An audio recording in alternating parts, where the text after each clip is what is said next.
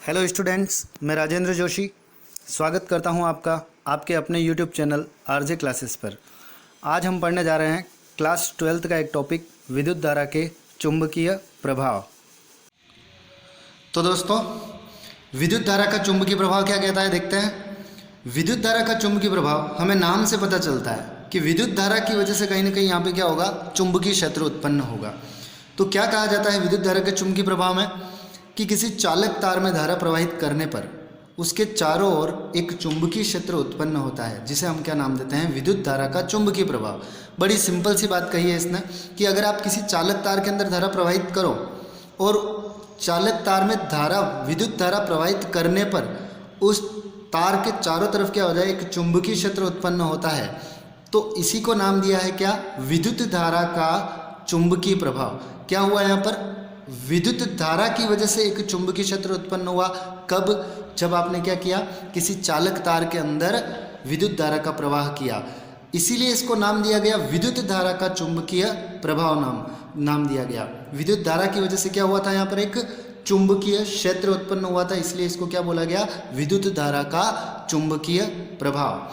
अब वाकई में क्या ऐसा होता है कि विद्युत धारा अगर किसी चालक तार में प्रवाहित की जाए और चालक तार के चारों तरफ एक चुंबकीय क्षेत्र उत्पन्न हो जाए। इसको प्रूव करने के लिए ऑरस्टेड ने एक प्रयोग किया था, और वो प्रयोग क्या था वो आपको समझाते हैं। ऑरस्टेड का प्रयोग देखो, ऑरस्टेड के प्रयोग में क्या बताया गया, ये आपके सामने कुछ डायग्राम बने हुए हैं। यहाँ पे ऑरस्टेड ने क्या किया, यहाँ पर क्या किया, एक चालक तार लिया ए बी। इस चालक तार को किससे कनेक्ट कर दिया, इसने कनेक्ट कर दिया इसको एक बैटरी से, एक कुंजी से और एक धारा नियंत्रक की सहायता से इसको जोड़ दिया। और ये जो चालक तार ए बी है, इसके समांतर और नीचे यहाँ पर ए बी के जस्ट नीचे यहाँ इसने क्या किया, एक चुंबकीय सुई जो है वो उत्तर दक्षिण दिशा में इसके समांतर रख दी यहाँ पे, राइट। अब क्या हुआ, सबसे पहली बात, चित्र एक जो दिख रहा है आपको, ये पहला वाला चित्र, इसके अनुसार क्या हुआ कि जब तार में तार ए बी जो दिख रहा है आपको, इसके अंदर जब कोई भी धारा प्रवाहित नहीं की जाती है तो ये आपकी चुंबकीय सुई जो है ये आपकी अविक्षेपित रहती है। मतलब इसके अंदर कोई भी विक्षेप नहीं आता है और ये इसके अंदर समांतर बनी हुई रहती है। तो ये इसके अंदर पहला इसका प्रेक्षण था। दूसरे प्रेक्षण में इसने क्या समझाना चाहा, देखो सेकंड डायग्राम की बात करते हैं। तो सेकंड डायग्राम के अंदर क्या बोला गया, चित्र 2 के अनुसार क्या बात हुई, इस बार इसने क्या किया, यहाँ पर देखो कुंजी को कनेक्ट कर दिया है, राइट। अब कुंजी को जैसे ही कनेक्ट करेंगे तो विद्युत धारा का प्रवाह क्या होगा, बैटरी के प्लस से इस तरफ स्टार्ट हो जाएगा। मतलब यहाँ पर विद्युत धारा का जो प्रवाह होगा आपका वो कहाँ होगा, इस तार में ए से बी की तरफ विद्युत धारा का प्रवाह होगा, राइट।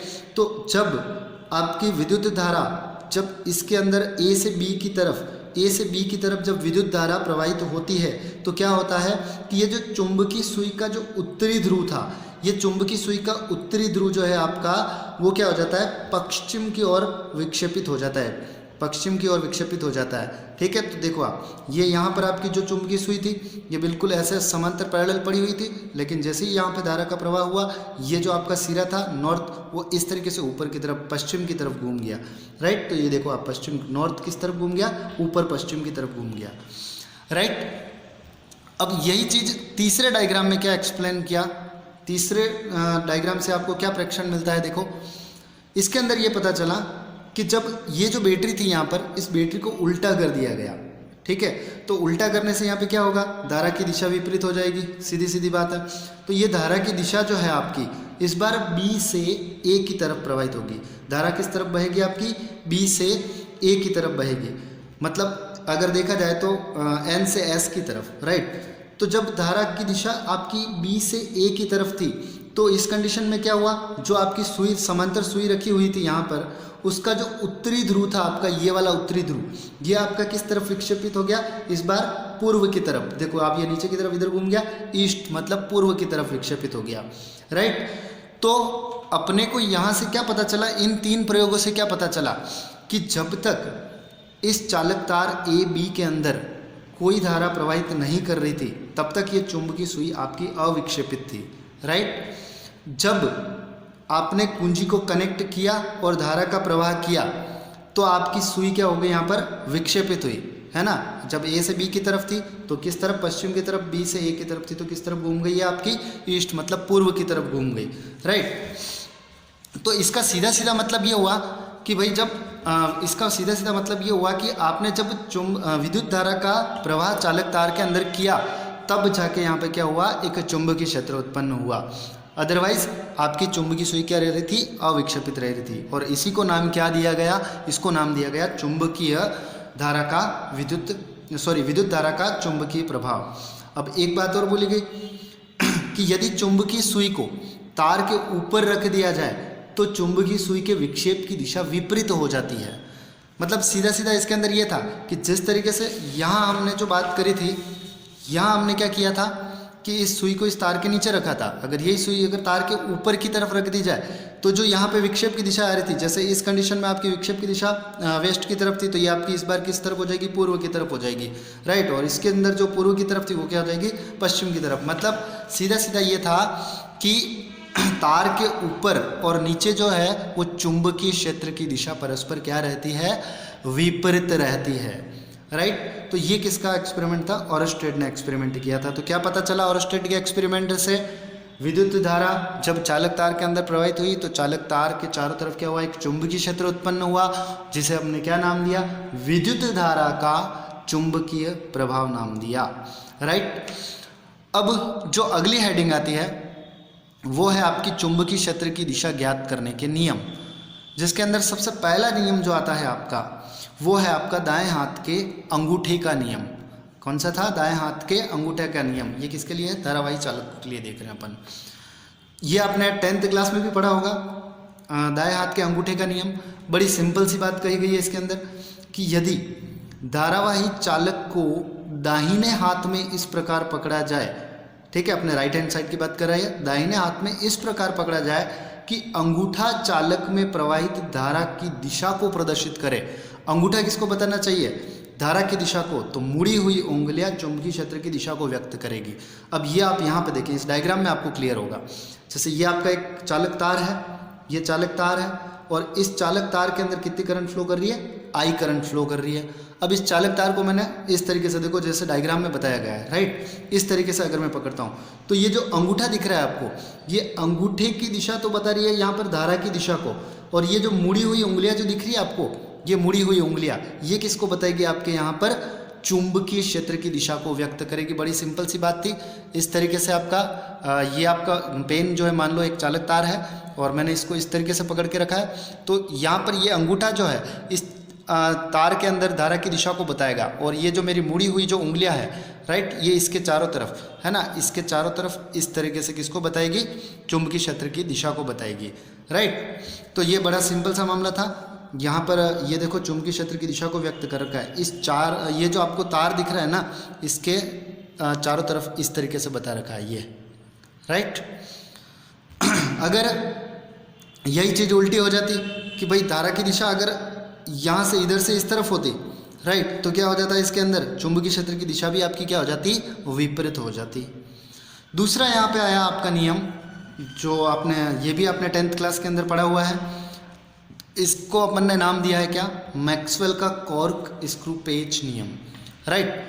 पेच नियम क्या कहता है, ये भी बड़ा सिंपल सा है कि यदि दक्षिणावर्ती पेच मतलब स्क्रू को इस प्रकार घुमाया जाए कि वह चालक में प्रवाहित धारा की दिशा में बढ़े, तो पेच के घूमने की दिशा चुंबकीय क्षेत्र की दिशा को व्यक्त करेगी।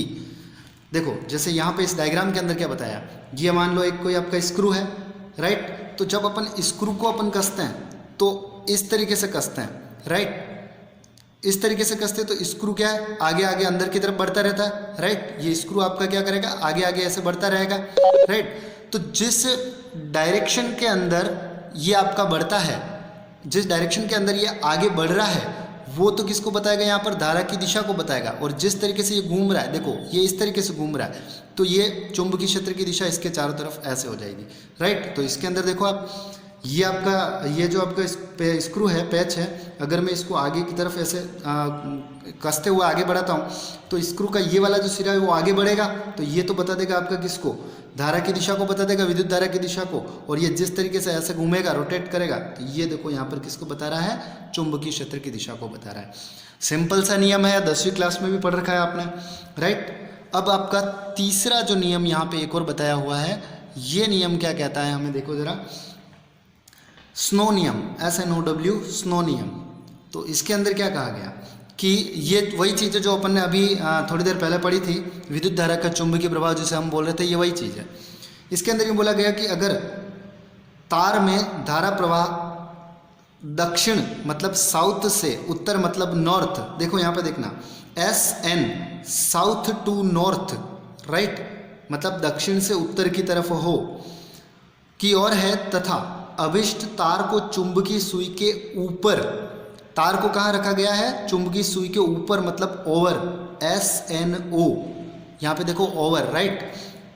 आपकी विद्युत धारा की दिशा किधर से किधर है, दक्षिण से उत्तर की तरफ, तार को कहाँ रखा गया है, आपका चुंबकीय सुई के ऊपर मतलब ओवर, O, राइट।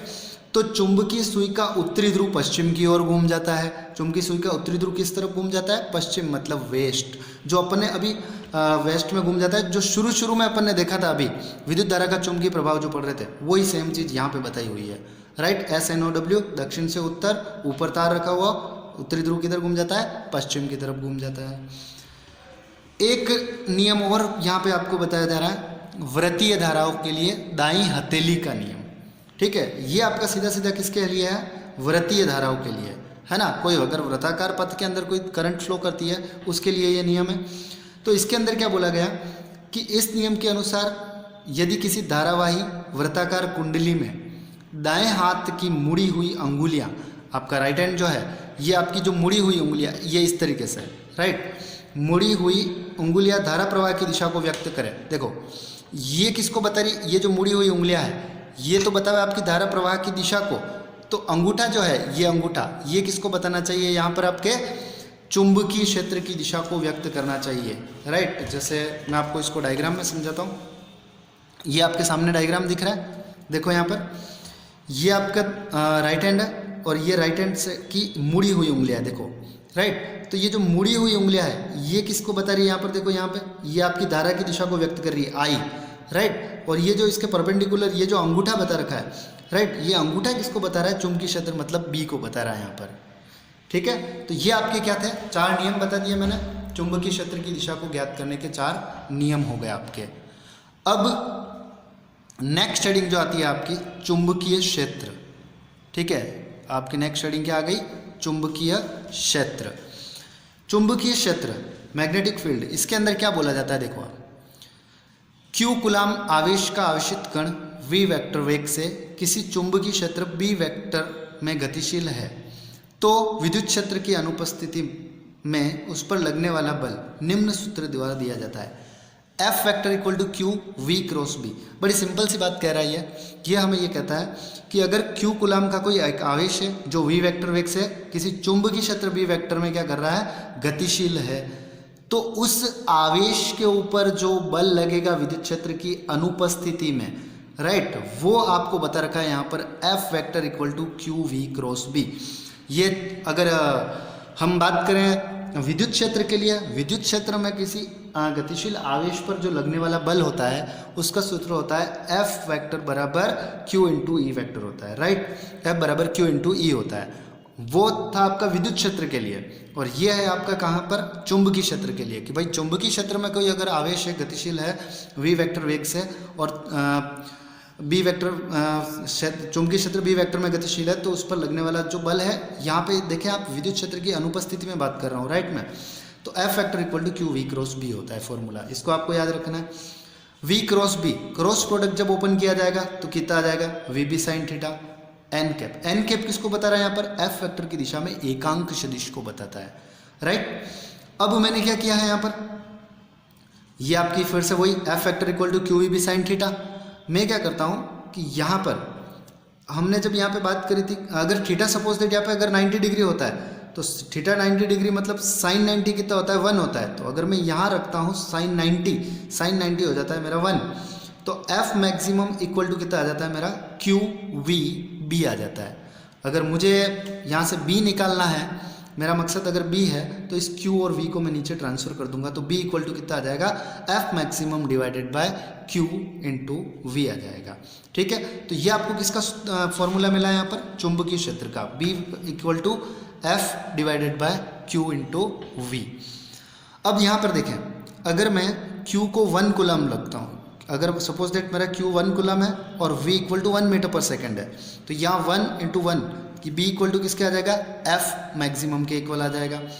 तो मेरी चुंबकीय क्षेत्र की डेफिनेशन क्या बनेगी, यहाँ से देखना बच्चों, अर्थात यदि किसी स्थान पर चुंबकीय क्षेत्र का मान, चुंबकीय क्षेत्र का मान मतलब क्या हो गया, B की बात कर रहे हैं, उस स्थान पर एकांक वेग, देखो यहाँ पर वेग कितना लिया अपन ने, 1 मीटर पर सेकेंड लिया है, एकांक वेग से गतिमान एकांक आवेश Q कितना लिया है हमने यहाँ पर, 1 कूलम लिया है, राइट। एकांक आवेश पर लग रहे बल के परिमाण, लग रहे बल मतलब F, राइट, F मैक्सिमम के बराबर होता है। B किसके बराबर है यहाँ पर, F मैक्सिमम के बराबर है।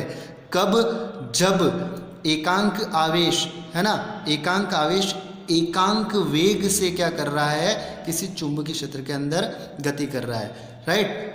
कैसे गति कर रहा है, लंबवत, लंबवत अपन ने थीटा कितना लिया था यहाँ पर, 90 डिग्री लिया था, है ना। तो बड़ी सिंपल सी बात थी कि चुंबकीय क्षेत्र का मान मतलब B की बात हो रही है यहाँ पर, उस स्थान पर एकांक वेग मतलब V इक्वल टू 1 मीटर पर सेकंड से गतिमान एकांक आवेश मतलब Q equal to 1 coulomb per लगने वाले बल मतलब F मैक्सिमम के बराबर होता है। देखो B बराबर F के आ रहा है, लेकिन कब, जब आवेश चुंबकीय क्षेत्र के लंबवत मतलब थीटा इक्वल टू कितना, 90 डिग्री हो, राइट। चुंबकीय क्षेत्र एक सदिश राशि है, इसका मात्रक जो होता है, मात्रक होता है आपका वेबर पर मीटर स्क्वायर या टेस्ला, ठीक है। ऐसा ही पद्धति के अंदर आपको याद रखना है, इसका मात्रक क्या होता है, टेस्ला होता है, और 1 टेस्ला इक्वल टू होता है आपका 1 वेबर पर मीटर स्क्वायर के। तो मैंने देखो यहाँ पर वेबर पर मीटर स्क्वायर को टेस्ला लिखा हुआ है, राइट। इसको फर्दर आप 1 टेस्ला को 1 newton upon ampere into metre भी लिख सकते हैं। और यही चीज़ अगर मैं CGS पद्धति के अंदर बात करता हूँ तो मैक्सवेल पर सेंटीमीटर स्क्वायर या गाउस बोला जाता है। ये आपका किसके अंदर है, CGS पद्धति के अंदर है। अब यही चीज़ अगर बात की जाए इसकी वीमा की, ठीक है, तो इसकी वीमा कितनी हो जाएगी, m1L0T-2a-1। ये आपने 11th क्लास में सीखा होगा, राइट। अब कुछ इंपॉर्टेंट टर्म्स हैं यहाँ पर, कुछ इंपॉर्टेंट बातें बता रहा हूँ मैं आपको। पहला पॉइंट जो है यहाँ पर देखो, चुंबकीय क्षेत्र को चुंबकीय क्षेत्र की तीव्रता, चुंबकीय फ्लक्स घनत्व तथा चुंबकीय प्रेरण सदिश इत्यादि नामों से भी जाना जाता है। इनके ये नाम भी हैं आपके। पहली बात तो बड़ी सिंपल थी। सेकंड पॉइंट यहाँ पर बहुत इंपॉर्टेंट है, इसके ऊपर एग्जाम में क्वेश्चन पूछ लिया जाता है। स्थिर आवेश केवल विद्युत क्षेत्र उत्पन्न करता है, जबकि गतिमान आवेश विद्युत क्षेत्र के अतिरिक्त क्या करता है, एक चुंबकीय क्षेत्र भी उत्पन्न करता है। बहुत ही इंपॉर्टेंट बात बोली। इसके ऊपर एग्जाम में 1 नंबर का क्वेश्चन आपको पूछ लेता है कि क्या होगा यदि आवेश कौन से क्षेत्र उत्पन्न होंगे यदि आवेश स्थिर है और आवेश गतिमान है। तो जब आवेश स्थिर होगा तो केवल क्या करेगा, विद्युत क्षेत्र उत्पन्न करेगा, और जब आवेश गतिमान हो तो क्या करेगा, एक चुंबकीय क्षेत्र भी उत्पन्न करेगा विद्युत क्षेत्र के अतिरिक्त। बहुत इंपॉर्टेंट है, 1 नंबर का क्वेश्चन बनता है यहाँ से। तीसरा पॉइंट है आपका यहाँ पर 1 टेस्ला इक्वल टू होता है 10⁴ गाउस के इक्वल। इसके ऊपर भी एग्जाम में 1 नंबर का क्वेश्चन पूछ लिया जाता है आपसे। कैसे पूछा जाएगा कि विद्युत क्षेत्र का SI पद्धति के अंदर मात्रक बताओ और CGS पद्धति के अंदर मात्रक बताओ तथा उनमें क्या संबंध है ये भी बताओ, राइट। तो 1 टेस्ला, पहले तो आप मात्रक बताएंगे कि टेस्ला आपका ये SI के अंदर हो गया, CGS में गाउस हो गया, और इनके अंदर क्या रिलेशन है, 1 tesla is equal to 10⁴ gauss. अब हम पढ़ने जा रहे हैं, नेक्स्ट जो हमारी हेडिंग है वो है आपका बायो-सावर्ट नियम, राइट। अभी तक अपन ने चुंबकीय क्षेत्र के बारे में जानकारी ली है, चुंबकीय क्षेत्र के बारे में पढ़ा, चुंबकीय क्षेत्र क्या होता है क्या नहीं होता है सब, उसके कुछ इंपॉर्टेंट पॉइंट्स वगैरह भी देखे अपन ने, ठीक है, डेफिनेशन देखी, उसका फॉर्मूला निकाला अपन ने, राइट। अब अपन पढ़ने जा रहे हैं बायो-सावर्ट नियम, ठीक है, इंपॉर्टेंट है बायो-सावर्ट नियम। क्या बोला जाता है इसके अंदर, देखते हैं। चित्र अनुसार धारावाही चालक तार XY में I धारा प्रवाहित हो रही है। देखो यहाँ पर ये XY एक यहाँ पर आपको क्या दे दिया है, एक धारावाही चालक तार दे दिया, और इसके अंदर करंट जो फ्लो कर रही है वो कितनी है आपकी, I करंट फ्लो कर रही है। अल्पांश डी एल के कारण बिंदु P पर चुंबकीय क्षेत्र की तीव्रता ज्ञात करनी है। हमने क्या किया, यहाँ पर ये जो एक्स वाई, ये जो आपका धारावाही चालक तार है, इसके ऊपर क्या किया, एक अल्पांश कंसिडर किया, है ना, ये अल्पांश ए बी कंसिडर किया मैंने, राइट। और इसकी लेंथ कितनी है, डी एल, राइट। अल्पांश की लेंथ कितनी है यहाँ पर आपकी, डी एल लेंथ है।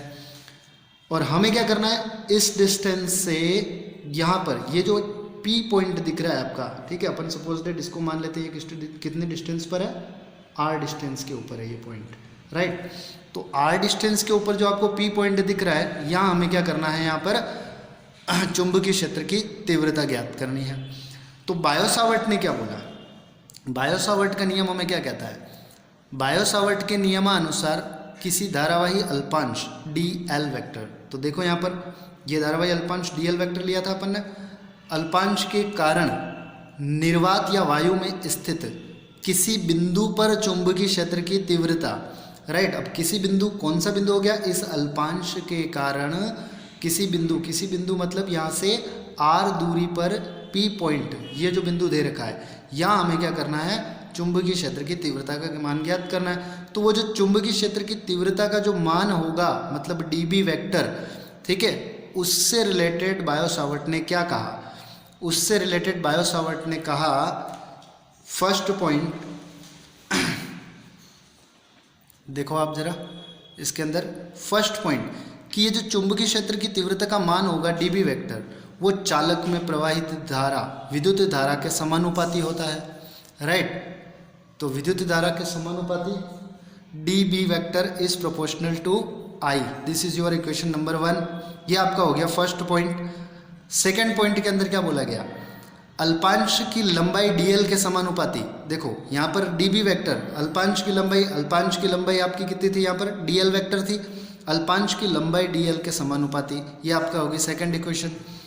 थर्ड पॉइंट क्या कहता है, थर्ड पॉइंट कहता है कि अल्पांश के केंद्र से आर वेक्टर और धारा अल्पांश डी एल वेक्टर के मध्य के कोण, यहाँ पर देखें आप इस डायग्राम के अंदर आपको ये चीज़ कहाँ दिख रही है, देखो अल्पांश के केंद्र से सदिश आर वेक्टर, ये अल्पांश का केंद्र हो गया, ये सदिश हो गया आपका आर वेक्टर, राइट। और क्या बोला गया, धारा अल्पांश डी एल वेक्टर के मध्य का कोण थीटा, राइट। यहाँ पे देखो ये आपका अल्पांश, ये आपका सदिश हो गया, राइट। इसके बीच में ये वाला जो कोण है, ठीक है, ये कोण, इसको सपोज दैट अपन मान लेते हैं कितना, थीटा मान लेते हैं, ठीक है।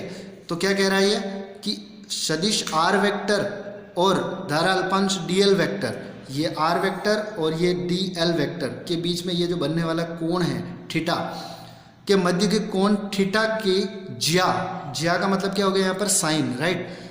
कोण की ज्या का मतलब साइन थीटा के समानुपाती होता है। मतलब यहाँ पे क्या हो गया आपका, डीबी वेक्टर जो है वो डायरेक्टली प्रोपोर्शनल होगा, समानुपाती होगा किसके, साइन थीटा के।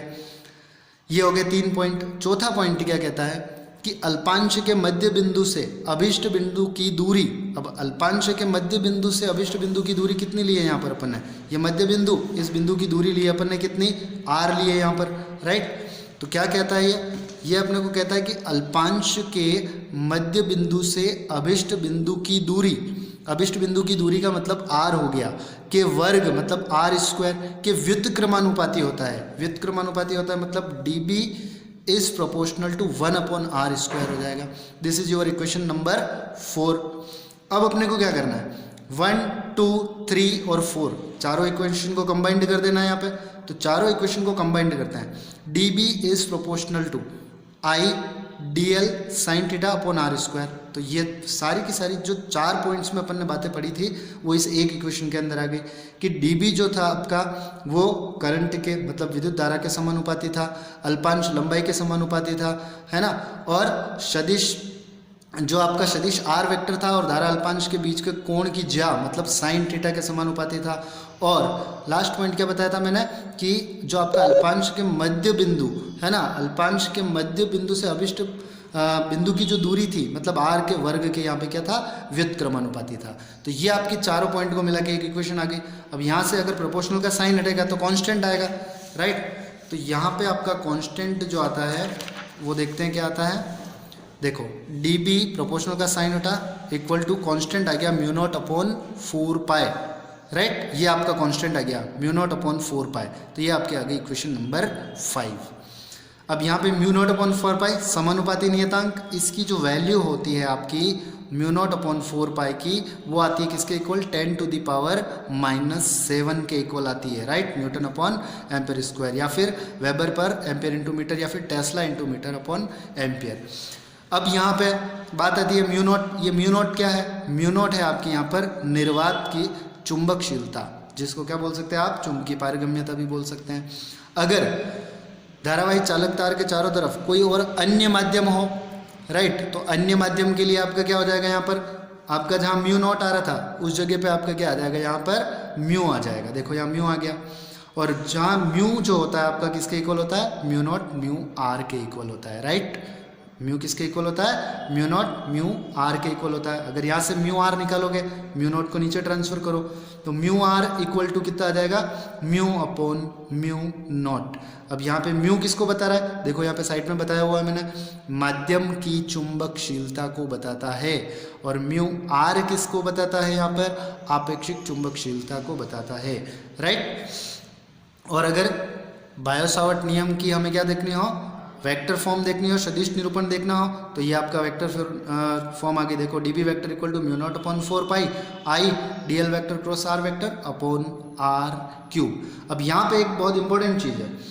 इंपॉर्टेंट चीज़ क्या है? देखो मैंने नोट डाल के बता रखा है यहाँ पर कि चित्र में बिंदु P पर डी बी वेक्टर की दिशा कागज के तल के लंबवत नीचे की ओर है, जिसे क्रॉस के द्वारा दर्शाया गया है, राइट। तो यहाँ पे देखो, आप इस डायग्राम में देखो, ये बिंदु P आपका, यहाँ पर चुंबकीय क्षेत्र की दिशा जो है कागज के तल के लंबवत नीचे की तरफ है ना, ऐसा डाउनवर्ड है, तो उसको अपन ने क्रॉस के थ्रू बताया है ना।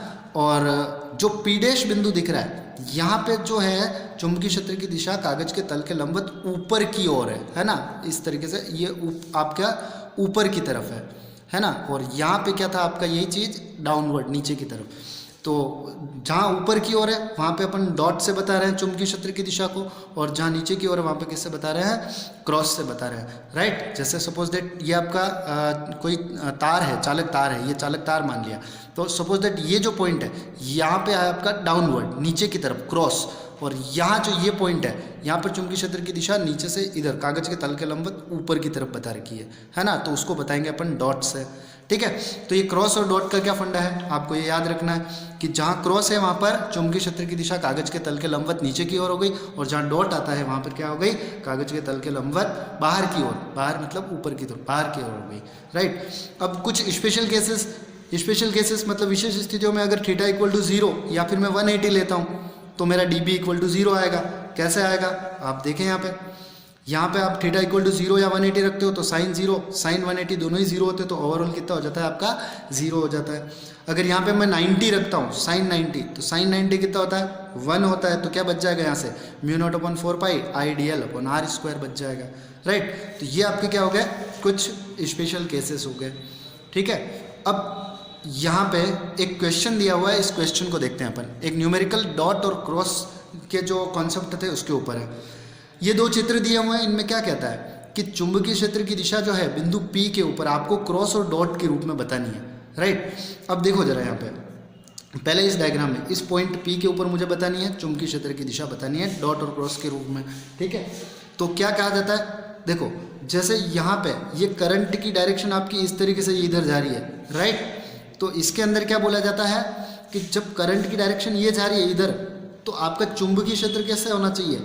According to right hand law, है ना, राइट हैंड रूल पढ़ा था अपन ने, दाहिने हाथ के अंगूठे का नियम। तो उसके अंदर मैंने क्या बताया था आपको? देखो ये रहा आपके सामने कि अगर करंट की दिशा यूं है तो चुंबकीय क्षेत्र की दिशा यहाँ पर इसके अक्रॉस इस तरीके से आनी चाहिए, राइट।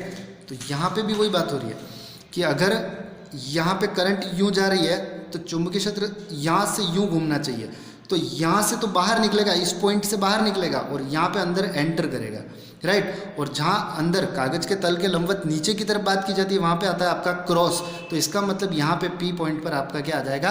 क्रॉस आ जाएगा, राइट। अब इसके अंदर देखा जाए तो देखो करंट की डायरेक्शन नीचे है ना, और इस पॉइंट P के ऊपर आपको बताना है। तो करंट की डायरेक्शन इधर है, ठीक है। तो अकॉर्डिंग टू आपका जो राइट हैंड रूल है उसके हिसाब से करंट जब इधर जा रही है तो सीधी सी बात है कि यहाँ इस पॉइंट पे क्या होगा, कागज के तल के लंबवत नीचे की तरफ होगी दिशा, और इस पॉइंट पे इधर बाहर की तरफ आएगा। तो जहाँ बाहर की तरफ चुंबकीय क्षेत्र को बताना है वहाँ पे अपन क्या बताता है, उसको अपन किससे शो करता है, डॉट से शो करते हैं, राइट। तो इस पॉइंट पी के ऊपर क्या आ जाएगा, आपका डॉट आ जाएगा, राइट। तो ये आपके क्या हो गया, न्यूमेरिकल हो गया। अगर ये न्यूमेरिकल आपको समझ में नहीं आया है तो इसके मैं नोट्स भी आपको शेयर करूंगा, ठीक है। तो आप नोट्स में और अच्छे से देखें, और नहीं अगर बिल्कुल फिर भी नहीं समझ में आता है तो आप मुझे कमेंट करके बता दें या फिर मुझे नंबर पे शेयर करें, व्हाट्सअप करें, राइट। सो स्टूडेंट्स, हमारी नेक्स्ट हेडिंग जो है यहाँ पर वो है आपकी लंबे तथा सीधे धारावाही चालक के तार के कारण चुंबकीय क्षेत्र, जिसके अंदर सबसे पहला पॉइंट आएगा आपका परिमित लंबाई का सीधा धारावाही चालक तार, राइट। अब देखते हैं अपन यहाँ पे इस डायग्राम के अंदर क्या हुआ है। हमने एक एक्स वाई एक परिमित लंबाई का एक चालक तार लिया है जिसके अंदर करंट फ्लो कर रही है, अपनी आई करंट फ्लो कर रही है। इसकी डायरेक्शन कहाँ से कहाँ है, एक्स से वाई की तरफ है, राइट। हमें क्या करना है, इस तार से लंबवत दूरी, इस तार से लंबवत दूरी पर एक पॉइंट कंसिडर किया मैंने यहाँ पर P। इस पॉइंट P के ऊपर मुझे क्या करना है, चुंबकीय क्षेत्र की गणना करनी है। तो मैंने क्या किया, इस तार के इस मिड पॉइंट से D डिस्टेंस पर एक पॉइंट लिया है यहाँ पर P, राइट। और इस तार के ऊपर एक अल्पांश भी लिया है मैंने, देखो यहाँ पर AB जिसकी लेंथ कंसिडर करिए DL, और इसके अल्पांश के मिड पॉइंट से यहाँ इस तार के मिड पॉइंट की डिस्टेंस को ले लिया L। एक्स को P से और वाई को P से मिला दिया, और इसके मिड पॉइंट को भी P से मिला दिया जो R डिस्टेंस पर लिया। अब इनके बीच में बनने वाले एंगल को देखो आप, ये x से जो P को मिलाया था और इस लाइन के बीच में φ1 इधर φ2, ये θ1 ये इधर θ2, और ये एंगल लिया मैंने θ। जब मुझे चुंबकीय क्षेत्र निकालना है तो चुंबकीय क्षेत्र के लिए मेरे को बायो सावर्ट लॉ की हेल्प से मैंने यहाँ पर निकालने वाला हूँ। Biot Savart law dB equal to μ0/4π ideal sine theta upon r square, ये आपका बायो सावर्ट लॉ है। अगर यहाँ पे अगर आइडियल साइन थीटा की वैल्यू पता चलती है तो कुछ हद तक हम चुंबकीय क्षेत्र मतलब B तक पहुँच जाते हैं। तो सबसे पहले मुझे क्या करना है, यहाँ पे देखो मैंने यहाँ पे एक त्रिभुज लिया है OO' को। इस त्रिभुज OO' के अंदर मेरे को कौन सा एंगल लेना है, ये वाला एंगल O वाला, POO' मतलब ये वाला एंगल लेना है, और कोट थीटा को मैं यहाँ पे लेता हूँ, राइट। कोट थीटा लेके चलते हैं अपन। तो कोट थीटा की यहाँ पर अगर वैल्यू निकालें अपन, ठीक है, तो कोट थीटा का सूत्र क्या होता है अपना, कोट थीटा का सूत्र होता है आधार बटावा लंब। अगर इसके अंदर देखा जाए तो इस एंगल के सामने ये हो जाएगा आपका लंब, मतलब O'P कितना हो गया आपका लंब हो गया, और आधार कितना हो जाएगा आपका OO'। 90 डिग्री के सामने ये वाली कर्ण हो जाएगी आपकी, ये हो जाएगी आपकी आधार, और ये हो जाएगी आपकी लंब। तो देखें यहाँ पर ये हो गया आपका आधार मतलब OO' अपॉन ये क्या हो गया आपका लंब हो गया। अब OO' की वैल्यू कितनी दे रखी है यहाँ पे, ये दे रखी है अपने को L, मैंने यहाँ पे लिख दिया L। और O'P ये आपकी O'P ये आपको दे रखी है स्मॉल d, तो ये आपको रख दी मैंने स्मॉल d रख दी यहाँ पे, राइट। इक्वल टू अपन ने एंगल कितना लिया था, कोट थीटा, ये वाला एंगल लिया था मैंने। अब यहाँ से देखें अगर L/d ये L/d इक्वल टू इस ये जो एंगल लिया मैंने ये वाला POO', इसकी जगह मैंने लिख दिया 180 माइनस थीटा। 180 माइनस थीटा क्यों लिखा है यहाँ पर, ये अपने को कहाँ से पता चलेगा, ये इस डायग्राम में देखते हैं अपन। इस डायग्राम के अंदर देखो ये वाला एंगल है अपना थीटा, ये वाला एंगल अपने को चाहिए, ये एक स्ट्रेट लाइन पर बनने वाला एंगल है, ठीक है, एक सीधी रेखा पर बनने वाला एंगल है, तो इनका योग होगा 180। अगर मुझे ये वाला कोण चाहिए तो मुझे क्या करना पड़ेगा, टोटल 180 में से इस थीटा को माइनस करना पड़ेगा। तो इसीलिए मैंने यहाँ पर क्या लिखा है 180 माइनस थीटा लिखा है। देखो आप ये कोट 180 माइनस थीटा। अब कोट 180 माइनस थीटा इसका सूत्र क्या होता है, माइनस कोट थीटा, ये आ गया माइनस कोट थीटा। मुझे L की वैल्यू निकालनी है, मुझे D को इधर ट्रांसफ़र करना पड़ेगा, तो L इक्वल टू हो गया minus D cot theta, equation number 2। अगर यहाँ देखा जाए तो DL मतलब कुछ हद तक हम यहाँ पर पहुँचने वाले हैं। L की वैल्यू निकल चुकी है, DL आसानी से निकल सकता है। DL को कैसे निकालेंगे, यहाँ पर DL की वैल्यू निकालने के लिए मुझे क्या करना पड़ेगा, इसको थीटा के सापेक्ष मुझे क्या करना पड़ेगा, अवकलन करना पड़ेगा। तो ये मैंने क्या किया, थीटा के सापेक्ष अवकलन किया यहाँ पर। देखो इधर DL/d थीटा इधर हो जाएगा इस तरफ, ये माइनस D आपका एज इट इज़ और कोट थीटा का थीटा के रेस्पेक्ट में आपका अवकलन कितना आ जाएगा, माइनस कोसेक स्क्वायर थीटा आ जाएगा। माइनस माइनस आपका हो जाएगा प्लस, ये आ जाएगी आपकी इक्वेशन नंबर 3। और यहाँ से अगर मैं DL की वैल्यू निकालूंगा तो कितनी हो जाएगी, D cosec square theta into इस डी थीटा को अपन इधर भेज देंगे, राइट। ये इक्वेशन नंबर 3 होगी। अब आप देखें आगे क्या किया हुआ है, फिर से त्रिभुज ओ डैश पी लिया है मैंने, ठीक है। फिर से क्या किया मैंने, त्रिभुज ओ डैश पी, ये रहा अपना ओ डैश पी। इस त्रिभुज के अंदर मैंने लगाया है कोसेक 180 माइनस थीटा, ठीक है। फिर से एंगल वही कंसिडर किया है, ठीक है। और इस बार मैंने क्या लिया है यहाँ पर, कोसेक थीटा लिया है। तो कोसेक थीटा का फॉर्मूला क्या होता है अपना, कोसेक थीटा का फॉर्मूला होता है आपका कर्ण बटावा लंब, ठीक है। तो कर्ण तो इसके अंदर कितना हो जाएगा आपका, देखो कर्ण हो जाएगा इस 90 डिग्री के सामने OP, तो ये देखो मैंने यहाँ पर ले लिया है OP, राइट। और बटा लंब अपना यहाँ पर कितना था, ये आपका था लंब ओ डैश P था। तो देखो यहाँ पर ये O डैश P, ये आपका हो गया लंब। तो देखो यहाँ पर ये आपका हो गया कर्ण बटा लंब OP by O dash P। OP की वैल्यू कितनी है यहाँ पर, ये अपन ने ली थी R, तो मैंने यहाँ पर रख दी R। और O डैश P की वैल्यू कितनी अपनी यहाँ पर D, तो ये रख दिया मैंने D। अगर मुझे यहाँ से R निकालना है तो R इक्वल टू कितना हो जाएगा, यहाँ से इस D को इधर ट्रांसफ़र कर दो, तो R इज इक्वल टू हो जाएगा मेरा D cosec theta, equation number 4। अब ये जो वैल्यू आई है आपकी इक्वेशन नंबर 3 के अंदर, यहाँ से देखो DL की वैल्यू अपने को मिल जाएगी, ठीक है। और इक्वेशन नंबर 4 से अपने को R की वैल्यू मिल जाएगी। ये दोनों वैल्यू उठा के अपने को रखनी है कहाँ पे, इक्वेशन नंबर 1 के अंदर, ठीक है। अब इक्वेशन नंबर 1 क्या थी, यहाँ पे देखो ये आपके सामने दिख रही है इक्वेशन नंबर 1, ये आपकी इक्वेशन नंबर 1। अब यहाँ से μ0/4 पाई, ये μ0/4 पाई एज इट इज़ रहेगा, right. I as it is DL, मैंने DL की वैल्यू यहाँ से बताई थी आपको, कितनी आ जाएगी, D cosec square theta into D theta, ये देखो D cosec square theta into D theta, right. फिर इसके अंदर आ रहा है आपका साइन थीटा, तो ये आपका sine theta as it is. और अपॉन में यहाँ पे कितना आ रहा है, R स्क्वायर, R की वैल्यू यहाँ पे कितनी निकाली अपन ने, D कोसेक थीटा, ये कितना हो जाएगा, D cosec theta whole square, right.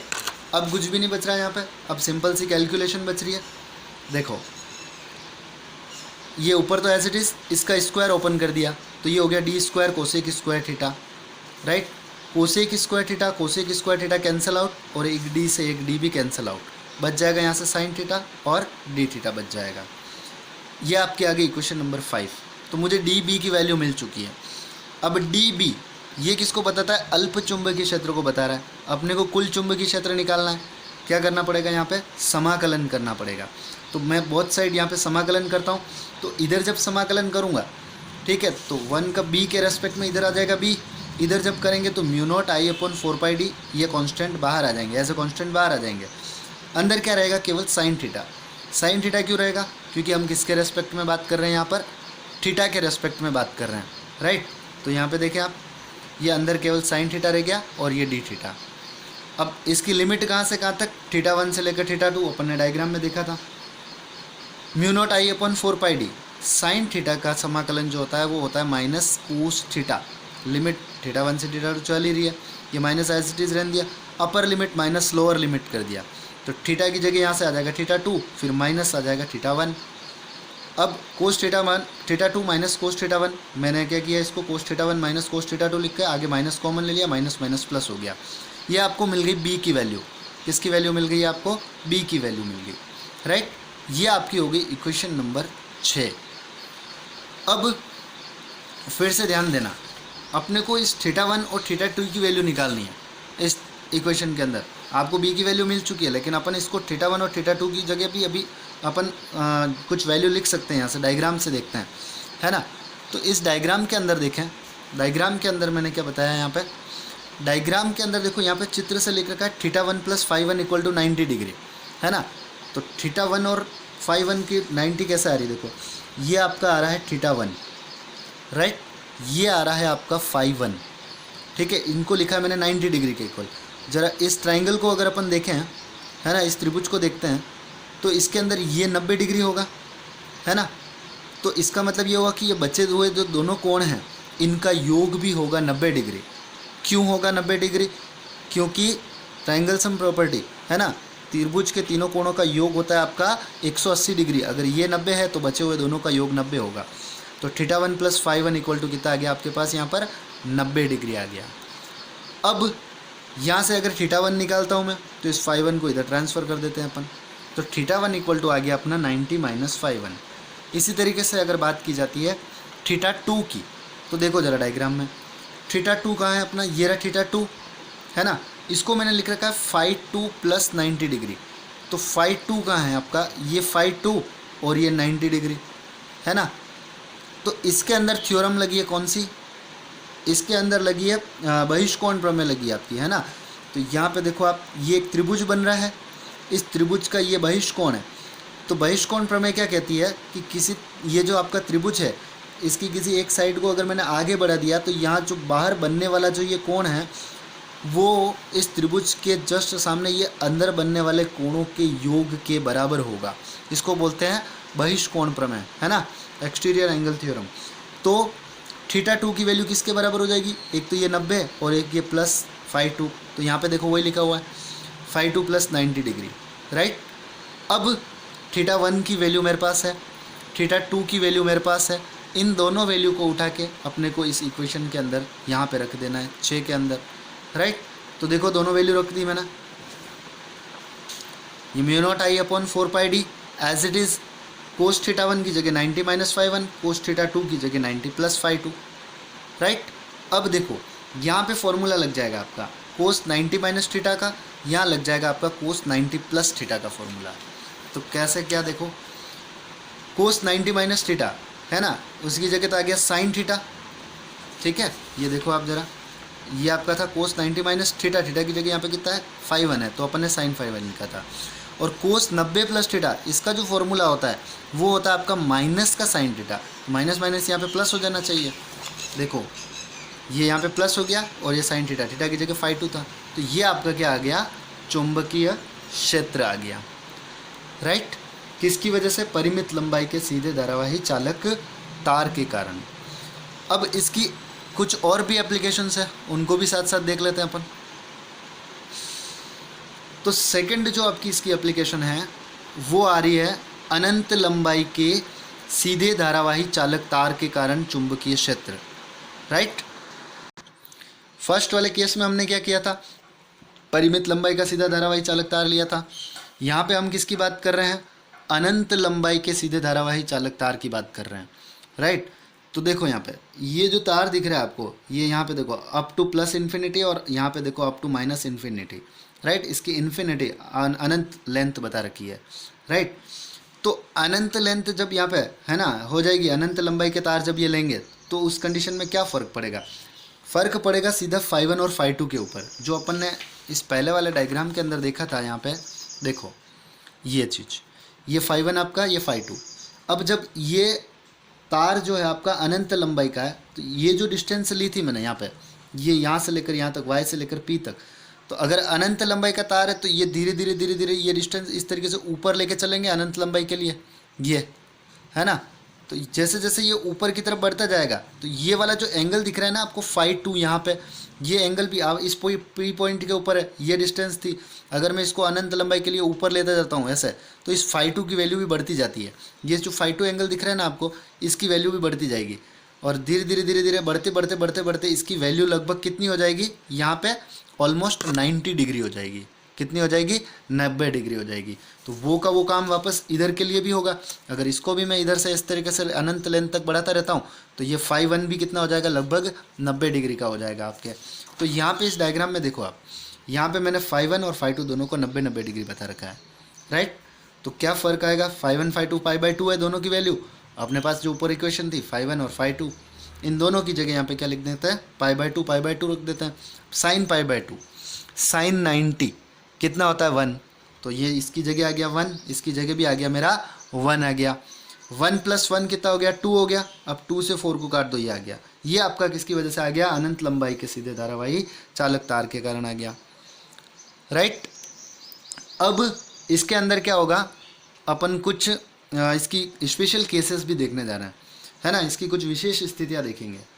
तो विशेष स्थितियों के अंदर देखो सबसे पहली जो स्थिति आती है आपकी, है ना, वो आती है कि कैपिटल एल लंबाई के चालक तार के एक सिरे से डी दूरी पर केवल एक सिरा लेके चल रहे हैं अपन, है ना। जैसे यहाँ जो डायग्राम की बात करी थी मैंने, उसके अंदर जैसे केवल ये वाला सिरा ले लिया, ऊपर वाला, इस सिरे की बात नहीं कर रहा हूँ मैं, है ना। तो यहाँ पे देखें केवल एक सिरा लिया मैंने, उसके कारण चुंबकीय क्षेत्र की मुझे बात करनी है। तो इस कंडीशन में क्या होगा, अगर केवल एक सिरा लेता हूँ तो इसका मतलब φ2 ऊपर की तरफ एंगल तो बनेगा, लेकिन नीचे वाला एंगल कितना हो जाएगा आपका, 0 हो जाएगा। तो φ1 इक्वल टू मैंने यहाँ पे कितना लिख दिया, 0 डिग्री लिख दिया, और φ2 को अपन ने कितना रहने दिया, φ2 ही रहने दिया। तो अपने को ये वैल्यू रखनी है फिर से मेन इक्वेशन के अंदर। तो b equal to mu naught I upon 4πd sine φ1 sine φ2, ये आपका फॉर्मूला था। φ1 की जगह यहाँ से कितना आ गया, 0 डिग्री, और φ2 की जगह φ2 रहने दिया। तो साइन 0 कितना होता है, 0, तो बच क्या जाएगा, केवल साइन φ2 बच जाएगा। अब मुझे इस साइन φ2 की वैल्यू निकालनी है। इस साइन φ2 की वैल्यू के लिए मुझे ये डायग्राम मेरे सामने है ना, यहाँ पर ये एंगल आपका साइन थीटा, साइन थीटा का फॉर्मूला क्या होता है आपका, लंब बटा हुआ कर्ण होता है। तो लंब कितना हो जाएगा यहाँ से, एक्स वाई का मतलब यहाँ पे एल हो गया, तो ये एल हो गई, और अपॉन कर्ण, कर्ण कितना हो जाएगा, वाई पी, है ना, ये वाई पी। तो देखो यहाँ पे वाई पी लिख दिया। अब इस वाई पी को निकालोगे कैसे आप, इस वाई पी को निकालने के लिए क्या करना पड़ेगा आपको, यहाँ पर L root of L square plus D square, Pythagoras theorem लगा दो, ये आपकी आ गई, और ये वैल्यू उठा के आप रख दो यहाँ पे, तो ये बी का आपका फॉर्मूला आ गया, राइट। इसी के अंदर अब अगला केस कौन सा है आपका, अनंत लंबाई के तार के एक सिरे से डी दूरी पर चुंबकीय क्षेत्र, अनंत लंबाई के तार के एक सिरे से डी दूरी पर, राइट, अनंत लंबाई का ले रहे हैं, इस बार सिरा जो ले रहे हैं वो अपन अनंत लंबाई का सिरा ले रहे हैं, राइट। जैसे इस डायग्राम के अंदर जो मैंने बताया था आपको, ये एक सिरा जो लिया था, ये इस बार कहाँ, अप टू इन्फिनिटी तक जा रहा है। तो अप टू इन्फिनिटी तक जा रहा है, इसका मतलब यहाँ φ1 तो है नहीं, तो φ1 तो 0 डिग्री हो जाएगा, लेकिन ये φ2 अप टू इन्फिनिटी तक जाने की वजह से ये φ2 की वैल्यू अपन लगभग कितनी लेंगे, π/2 लेंगे। तो ये देखो φ2 इक्वल टू π/2, फॉर्मूला अपने पास है। फॉर्मूले के अंदर हम क्या कर रहे हैं, साइन φ1 प्लस साइन φ2, अपने को केवल इसकी वैल्यू रखनी है। तो φ1 की जगह मैं 0 रख दूंगा, तो साइन 0 0 हो जाएगा, और साइन π/2, अब φ2 π/2 साइन 90, साइन 90 की वैल्यू कितनी होती है, 1। तो b इक्वल टू आ जाएगा आपका mu naught I upon 4πd आ जाएगा। ये हो गया आपका सेकंड केस। इसी के अंदर एक केस और है, तीसरा केस, ये है आपका यदि बिंदु P चालक के लंब अर्धक पर हो। अब लंब अर्धक कैसा है, ये आपका वायर था, है ना, ये लंब अर्धक मतलब जो इसको यहाँ पे इक्वली 2 पार्ट्स में डिवाइड कर देगा, राइट। अब इक्वली 2 पार्ट्स में डिवाइड करेगा, इसका मतलब यहाँ पे जो φ1 और φ2 की वैल्यू मिल रही थी वो आपके दोनों इक्वल एंगल होंगे, ये आपका φ हो जाएगा, ये भी φ हो जाएगा। तो b equal to mu naught I upon 4πd, sine φ1 की जगह भी φ रख देता हूँ मैं, और साइन φ2 की जगह भी मैं φ रख देता हूँ यहाँ पे, राइट। साइन φ 2 साइन φ हो जाएगा मेरा, और 2 से 4 काट दो, ये आपका फाइनल आ गया आंसर। इसका एक केस और है, लास्ट अंतिम। इसके अंदर बोला जा रहा है धारावाही तार की अक्षीय स्थिति पर। अब ये आपको पता होना चाहिए, यहाँ अक्षीय स्थिति में क्या होगा, आपका जो φ होगा वो 0 होगा, ये बात अपने को पता होनी चाहिए कि अक्षीय स्थिति में कोण जो होता है वो 0 डिग्री होता है, निरक्षीय स्थिति की बात करें तो 90 डिग्री होता है, ठीक है। तो अपने को यहाँ पे देखो इस φ की जगह यहाँ से कितना रख देना, 0। तो साइन 0 की वैल्यू होती है 0, तो ओवरऑल आपका b कितना आ जाएगा, यहाँ पर 0 आ जाएगा। अगली जो हेडिंग है अपनी वो है वृत्ताकार धारावाही कुंडली के कारण चुंबकीय क्षेत्र। वृत्ताकार धारावाही कुंडली के कारण चुंबकीय क्षेत्र, जिसका पहला केस है अपना कुंडली के केंद्र पर चुंबकीय क्षेत्र। कहाँ पढ़ने जा रहे हैं हम, कुंडली के केंद्र पर चुंबकीय क्षेत्र की बात करने जा रहे हैं। अब कुंडली के केंद्र पर चुंबकीय क्षेत्र, देखो यहाँ पे मैंने क्या किया, एक वृत्ताकार धारावाही कुंडली ली है, राइट, जिसमें आई धारा को कंसिडर कर लिया मैंने, है ना, और इसकी त्रिज्या कितनी ले ली, कैपिटल R ले ली मैंने, राइट। और यहाँ पे अपने को क्या करना है, इसके कारण चुंबकीय क्षेत्र निकालना है इसके केंद्र पर। तो सबसे पहले बायो-सावर्ट लॉ अप्लाई किया मैंने, dB equal to mu naught upon 4π ideal sine theta upon R square. अब यहाँ पे देखते हैं ज़रा, जो बायो-सावर्ट लॉ के अंदर R आ रहा था उसकी जगह कैपिटल R, क्योंकि अपने इसकी त्रिज्या कितनी ली है कुंडली की, कैपिटल R ली है, और थीटा इक्वल टू π/2। यहाँ पे देखें ज़रा इस डायग्राम के अंदर, यहाँ पे क्या किया मैंने, एक अल्पांश कंसिडर किया, डी एल, इस वृत्ताकार धारावाहिक कुंडली के ऊपर एक अल्पांश ले लिया, ये कितना ले लिया, डी एल लेंथ का। इस अल्पांश और इस ये जो त्रिज्या दिख रही है आपको, इसके बीच में बनने वाला एंगल कितना लिया मैंने, π/2। दैट्स वाई यहाँ पर मैंने क्या किया है, थीटा की वैल्यू को कितना लिया है, π/2 लिया है। ये आपका formula μ0/4π IDL sine theta, theta की जगह तो यहाँ से आ जाएगा π/2 और स्मॉल आर की जगह कैपिटल आर आ गया। अब यहाँ पे देखें DB इक्वल टू μ0I/DL/4πr², इस पूरे की जगह हो गया 1 साइन π/2। साइन π/2 कितना होता है आपका, 1 होता है। तो ये इक्वेशन नंबर 1 आ गई। DB ये आपका अल्प चुंबकीय क्षेत्र है, हमें निकालना है टोटल। तो टोटल के लिए हमें क्या करना पड़ेगा, इसका समाकलन करना पड़ेगा। तो जब दोनों तरफ समाकलन करता हूँ तो 1 का b के रेस्पेक्ट में आ जाता है b, इधर μ0I/4πr² आ जाएगा बाहर, अंदर रह जाएगा केवल DL। DL की जब बात करूँ, integration of DL, total length की बात की जा रही है यहाँ पे। अब टोटल लेंथ क्या हो जाएगा, जो अपने वृत्ताकार कुंडली ली है उसकी परिधि, और वृत्त की परिधि क्या होती है, 2πr। तो इस पूरे की जगह अपन कितना लिखेंगे, 2πr। तो वैल्यू उठा के यहाँ पे रख देते हैं, ये 2πr, राइट। यहाँ से पाई कैंसिल आउट हो जाएगा, 2 से 2 कैंसिल आउट हो जाएगा, तो μ0I/ कितना आ जाएगा, 2r आ जाएगा। अगर मैं यहाँ पे बात करूँ कि मुझे B और कैपिटल R के बीच में ग्राफ प्लॉट करना है, ठीक है, B और R के बीच में, तो इसका ग्राफ कैसा मिलेगा आपको, डिक्रीजिंग कर्व मिलेगा, इन्वर्सली प्रोपोर्शनल है, राइट। और अगर 1/r के साथ देखेंगे तो सीधी सी बात है आपको स्ट्रेट लाइन मिलेगी, राइट। अब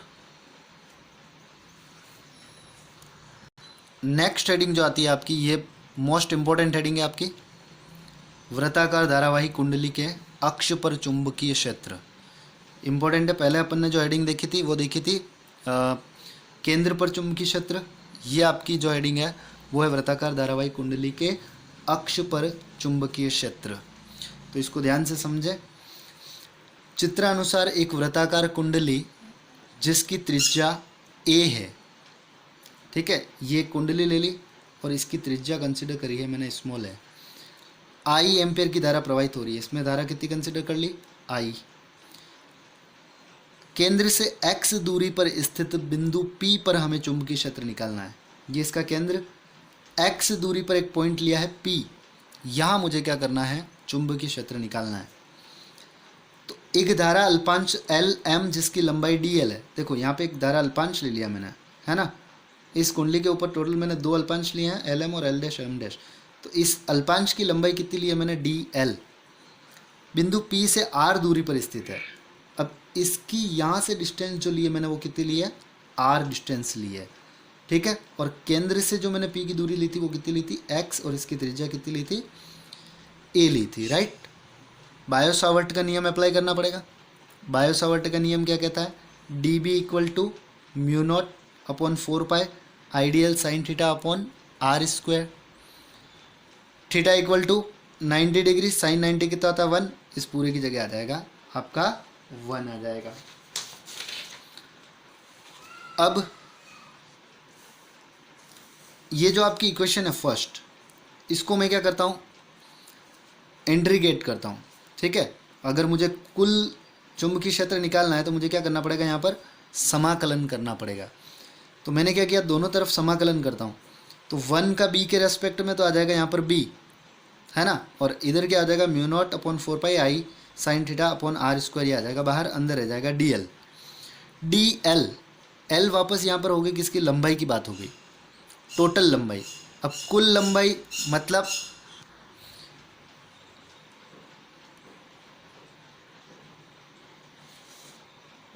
वृत्त की परिधि की बात कर रहा हूँ मैं यहाँ पे, है ना। कुल लंबाई मतलब यहाँ पे क्या हो गई, वृत्त की परिधि की बात हो रही है ना। अब वृत्त की परिधि देखें अगर यहाँ पे, तो वृत्त की परिधि अपने पास कितनी है, 2πa। तो मैंने इस इंटीग्रेशन ऑफ, यहाँ पे आपका साइन जो आएगा वो इंटीग्रेशन का साइन आएगा, इंटीग्रेशन ऑफ DL, इसकी जगह लिख दिया मैंने कितना, 2πa लिखा है, राइट। ये आपका आ गया टोटल लेंथ 2πa है, तो इस पूरे की जगह मैं क्या लिख दूंगा, आपकी 2πa लिख दूंगा। तो देखो यहाँ पर ये 2πa लिख दिया। अब मैं क्या करता हूँ, यहाँ जो साइन थीटा दिख रहा है मुझे, इस साइन थीटा की वैल्यू निकालता हूँ मैं। तो साइन थीटा की वैल्यू कहाँ से निकलेगी, अपने इस डायग्राम के अंदर देखते हैं, है ना। इस डायग्राम के अंदर ये देखो, ये आपका थीटा, साइन थीटा क्या होता है, लंब बटा हुआ कर्ण। तो लंब कितना हो जाएगा इस एंगल के सामने, ये आपका ए, और कर्ण, कर्ण कितना हो जाएगा इस 90 डिग्री के सामने, ये आर हो जाएगी आपकी, राइट। तो साइन थीटा इक्वल टू कितना हो गया, ए अपॉन आर हो गया यहाँ पे। तो ये साइन थीटा की वैल्यू उठा के मैंने कहाँ रख दी, इस जगह रख दी, ए अपॉन आर। ये ए अपॉन आर आ गया मेरा। अब mu naught upon 4 pi I upon are square, sine theta की वैल्यू ए अपॉन आर रख दी, इंटू 2 पाई है as it is. A into A हो जाएगा मेरा ए स्क्वायर, आर स्क्वायर, और आर हो जाएगा आर क्यूब, ठीक है। अब देखें ज़रा आगे, आर की वैल्यू निकालनी है मुझे, यहाँ पे इस आर की वैल्यू चाहिए। तो इस आर की वैल्यू के लिए मुझे फिर से इस डायग्राम को देखना पड़ेगा, है ना। यहाँ पे देखें इस ट्राइंगल के अंदर, इस त्रिभुज के अंदर आर की वैल्यू, ये क्या है, कर्ण, कैसे निकाल सकते हो आप, पाइथागोरस प्रमेय लगा के। तो कितना हो जाएगा, root of A square plus X square, है ना। तो देखो वही लिखा है मैंने, R equal to A square plus X square to the power half, रूट को कितना लिखा है, पावर हाफ लिखा है। क्या करता हूँ, दोनों तरफ क्यूब करता हूँ, है ना, घन लेता हूँ। तो R cube equal to A square plus X square to the power, इधर कितना हो जाएगा, 3/2 हो जाएगा। या आर क्यूब की वैल्यू उठा के सीधे सीधे मुझे कहाँ रख देनी है, इस जगह रख देनी है, राइट। तो देखो मैंने क्या किया, यहाँ 2 से इस 2 को भी काट दिया था, और ये पाई से पाई भी काट दिया है। Mu naught I A square upon 2, right, और फिर आर क्यूब की वैल्यू रख दी, A square plus X square to the power 3/2। तो ये क्या आ गया आपका, वृत्ताकार धारावाही कुंडली के अक्ष पर चुंबकीय क्षेत्र का फॉर्मूला आ चुका है। अगर सपोज दैट कुंडली के अंदर n फेरे कंसिडर किए जाए, है ना, तो n फेरों के लिए आपको इसको क्या कर देना है, n से मल्टीप्लाई कर देना है। ये आपका फाइनल फॉर्मूला आ चुका है, राइट। अब हमें क्या करना है, अब हमें इसकी विशेष स्थितियों को देखना है। ये तो आपका फॉर्मूला आ चुका है, अब मुझे देखनी है इसकी विशेष स्थितियाँ। तो विशेष स्थितियों के अंदर सबसे पहले देखो कि अगर बिंदु P जो है वो कुंडली के केंद्र पर हो, है ना, बिंदु P कहाँ हो आपका, कुंडली के केंद्र पर स्थित हो। तो इस डायग्राम के अंदर देखें कि ये बिंदु P जो है, अगर ये कुंडली के केंद्र पे यहाँ आ जाए, है ना, अगर ये बिंदु यहाँ आ जाता है तो आपकी ये x कितना हो जाती है, 0, है ना। तो x 0, तो मैंने यहाँ पे आपको इस डायग्राम के अंदर यही बताया, देखो x इक्वल टू 0। तो जो आपका मेन फॉर्मूला था, इसमें इस x की जगह यहाँ पे रख दो, कितना, 0 रख दो, राइट। तो यहाँ से आपका फाइनल कितना आ जाएगा, स्क्वायर स्क्वायर कटेगा, ए क्यूब बच जाएगा। ए स्क्वायर से ए स्क्वायर फिर से काट दो, तो फाइनल आपका ये फॉर्मूला आ जाएगा। जस्ट अभी इससे जो पहले हेडिंग पढ़ी थी अपन ने, इससे पहले वाली हेडिंग कौन सी, धारावाही कुंडली के केंद्र पर, वहाँ पे यही आ रहा था, राइट। तो यहाँ पर अपन कुंडली के केंद्र पर ही देख रहे हैं। अगला जो पॉइंट आता है इसका, वो आता है आपका क्या, अगर बिंदु जो P है आपका, ये बिंदु P जो है वो कुंडली के केंद्र से बहुत अधिक दूर है ना, बहुत अधिक दूर है। मतलब यहाँ पे क्या हो गया कि x जो है वो ग्रेटर देन a हो जाएगा। देखो ज़रा डायग्राम में देखो कि अगर ये जो पॉइंट है आपका, ये बहुत ज़्यादा दूर हो इसके केंद्र से, मतलब सीधी सीधी बात है कि x बहुत ज़्यादा दूर है, x डिस्टेंस ज़्यादा हो जाएगी। तो x अगर बहुत ज़्यादा है तो a जो है इसके कंपैरिजन में क्या हो जाएगी, बहुत कम हो जाएगी। x बहुत ज़्यादा है तो a इसके कंपैरिजन में क्या हो जाएगा, बहुत कम।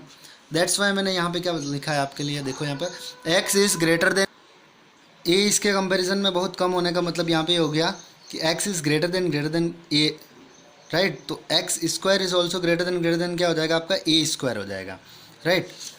तो यहाँ पे देखें आप, हम a स्क्वायर को क्या कर सकते हैं, ऑलमोस्ट 0 कंसिडर कर सकते हैं, क्योंकि x स्क्वायर इसके कंपैरिजन में क्या है, बहुत ज़्यादा। तो इस a स्क्वायर को लगभग हम कितना मानेंगे, 0 मानेंगे।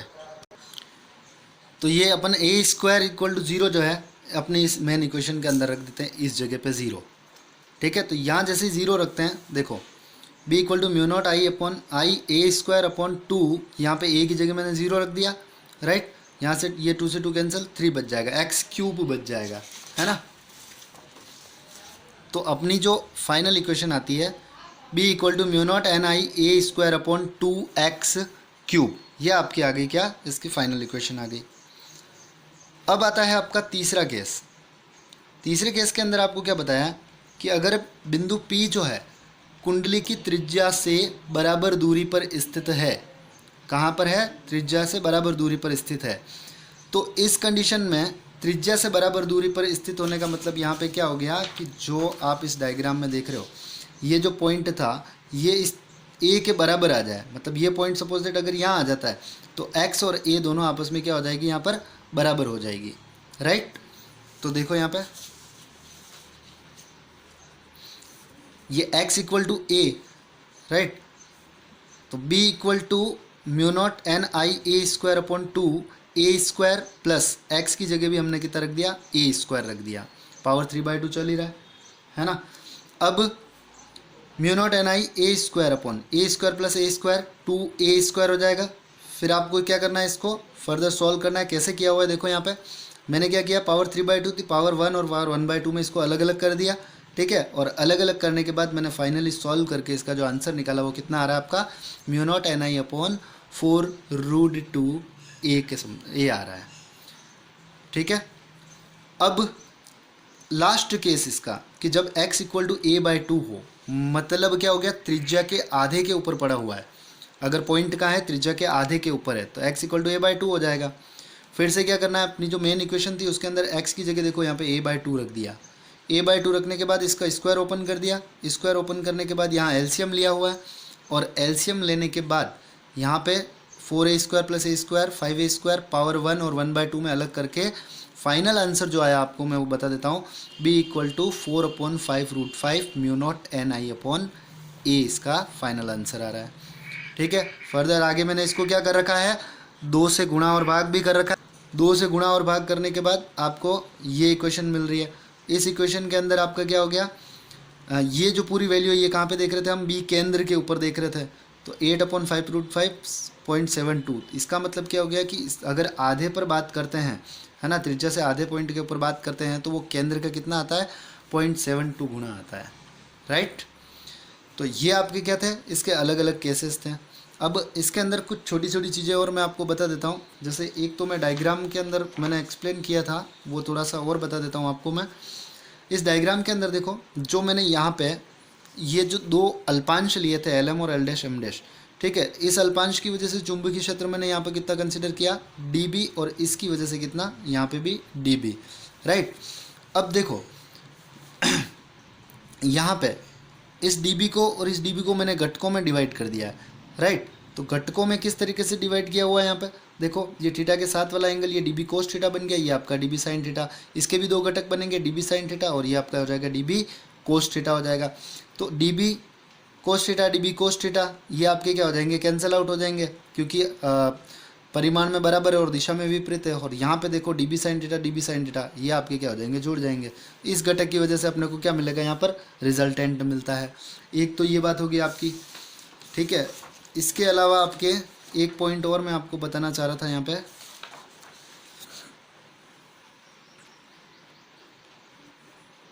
ये सेकंड वाला पॉइंट बताना चाह रहा था मैं आपको, है ना। तो सेकंड वाले पॉइंट के अंदर देखें आप, जब x इज़ ग्रेटर देन ए बताया था मैंने, तो आपको बताया था कि x square is also greater than A square. तो ए स्क्वायर की जगह 0। तो आपको इस इक्वेशन के अंदर ध्यान रखना है कि आपको इस ऊपर वाले ए स्क्वायर की जगह पर आपको 0 नहीं रखना है, ठीक है। इस ए स्क्वायर की जगह आपको 0, इस ए स्क्वायर की जगह ही 0 रखना है। यहाँ रखोगे तो ओवरऑल 0 हो जाएगा। अब ऐसा क्यों करना है आपको, उसका भी मैं रीज़न समझा देता हूँ आपको। कि जैसे सपोज दैट x की वैल्यू जो है यहाँ पर वो बहुत ज़्यादा है a के कंपैरिजन में। तो सपोज दैट मैं x की वैल्यू को ले लेता हूँ आपका कुछ 1000 के समथिंग ले लेता हूँ, और a इसके कंपैरिजन में मान लो बहुत छोटी है, तो a को मान लो कुछ मैं 0.1 के समथिंग ले लेता हूँ, राइट। अब हम क्या करते हैं, जब यहाँ पर x square is greater than A square बोल रहे हैं, तो इसका मतलब यहाँ पे एक्स स्क्वायर की जब अपन एक्स स्क्वायर करेंगे तो इस 1000 का स्क्वायर करना पड़ेगा अपने को, है ना। इस 1000 का मुझे क्या करना पड़ेगा? स्क्वायर करना पड़ेगा। तो ये क्या हो जाएगा? और ज़्यादा आ जाएगा। अब यहाँ पे जब मैं ए स्क्वायर करूँगा, ठीक है, तो ए स्क्वायर 0.1 का स्क्वायर और छोटी वैल्यू आ जाएगी, 0.1 0.5 जो भी लेके चलते हो आप, तो वो और छोटी वैल्यू आ जाएगी, राइट।